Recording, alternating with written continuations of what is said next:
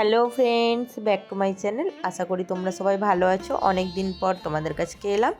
তো আজকে আমি একটা নতুন রকমের ভিডিও নিয়ে তোমাদের কাছে এসেছি।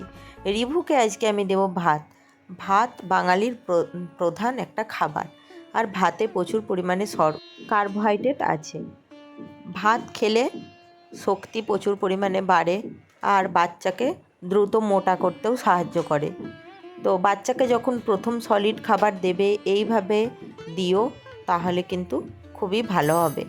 ভাতকে এইভাবে খাওয়ালে বাচ্চারা খুব মজা করেও খাবে। তো এই খাবারটা বানানোর জন্য প্রধান উপকরণ হচ্ছে ভাত। এখানে আমি বেশ কিছুটা ভাত মিক্সিং বোলের মধ্যে নিয়ে নিয়েছি। তোমাদের বাচ্চা আর যে যতটা পরিমাণে খাবে সেই অনুযায়ী তোমরা কমিয়ে বাড়িয়ে নিতে পারো। নিয়ে আমি এখানে অল্প একটু গরুর দুধ দিয়ে দিলাম।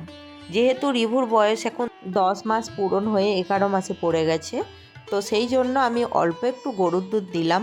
তো তোমরা চাইলে সম্পূর্ণটাই যেই দুধ বাচ্চারা খায়, যেমন ন্যানপ্রো, সেই ন্যানপ্রো দুধকে গরম জলে গুলে দিতে পারো। আমি এখানে অল্প একটু গরুর দুধ দিয়ে ভাতটা মিক্সিং বলে ভালো করে পেস্ট করে নিলাম। তোমরা চাইলে ভাতটাকে হাত দিয়ে মেখেও নরম করে, একদম নরম ভাত করে হাত দিয়ে মেখে দুধ মিশিয়ে দিতে পারো, আবার ম্যাশার দিয়ে ম্যাশও করে নিতে পারো। আমি এখানে মিক্সিং বলেই একটু ঘুরিয়ে নিলাম, দিয়ে এই রকম দেখো একটু টাইট হয়েছে।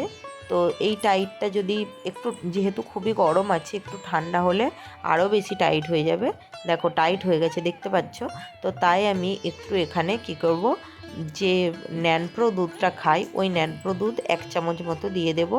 এতে মিষ্টিও লাগবে ভাতটা, আর একটু জল দিয়ে গুলে দিলে একটু পাতলা মতো হয়ে যাবে। তো সেই কারণে আমি 1 চামচ এর মধ্যে ন্যানপ্রো দুধ মিশিয়ে দেব।